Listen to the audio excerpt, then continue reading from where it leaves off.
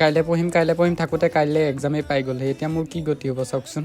Hello' ৰাইজসকল, মই শিৱম। মাত চাত ভাঙি মানে মোৰ গতি নাই, এইকেইদিন পুৰা চৰ্দি আৰু জ্বৰ হৈ আছে, সেইবাবে ভিডিঅ' দিব পৰা নাই। আজি আকৌ দেওবাৰ আছিলে, ৰাতিপুৱাই খুৰাই আৰু ময়ো ওলালোঁ 2টাই বজাৰলৈ। আহি চব্জি থৈ আমি আহিলোঁ গেলামালৰ মাল ল'বলৈ। ইফালে আকৌ ই মোৰ ভিডিঅ' চাই, সেইটো কাৰণে ভিডিঅ'টো অন কৰা দেখি ওচৰলৈ আহিছে আৰু তাৰপিছত মালটো লৈ আমিও ধুনীয়াকৈ আহিলোঁ মাংস অকণ ল'বলৈ। মানে মাতটো ভাঙি আছে যে জ্বলা দি খাম আৰু তেনেতে আহি পালোহি ঘৰ। মানে লগতে মই বুনিয়া ভুজিয়াও লৈ আহিছিলোঁ, মায়ে ধুনীয়াকৈ দিলে আৰু চাহকণ খাই ভাবিছোঁ চুলিখিনি কাটি আহোঁ। লগতে মায়ে কৈছে মৰি যাম, নামঘৰৰ পাল আছে আৰু তাৰপিছত আৰু আহি মাক নামঘৰত ধুনীয়াকৈ নমাই দিলোঁ। ইফালে মা সোমাই গ'ল আৰু মই আহিলোঁ চেলুনলৈ। আজি দেওবাৰ দেখিও মানুহ নাই আৰু আহি লগতে বহিবলৈ পাইছোঁ আৰু তাৰপিছত আৰু মোৰ ধুনীয়াকৈ চুলিটো কাটি হ'ল আৰু চুলিটো কাটি মই আহিলোঁ ঘৰ আহি গা পাটো ধুই দিলোঁ আৰু এতিয়াহে ফ্ৰেছ লাগিছে। তাৰপিছতে মোৰ মনত পৰিলে যে কাইলৈৰ পৰা মোৰ 5th চেমৰ এক্সাম ষ্টাৰ্ট হ'ব আৰু তাৰপিছত আৰুনো কি বহীখন আনি ধুনীয়াকৈ ভাবি আছোঁ কি লিখিম, মানে কলেজে যোৱা নাই। তাৰপিছত আৰু কলেজৰ গ্ৰুপতে চাই অলপ সময় লিখিছোঁ। এনেকৈ এতিয়া মই পঢ়োঁ আৰু নহ'লে বেক আহিব। চ' আজিৰ ভিডিঅ'টো ইমানেই, বাই বাই।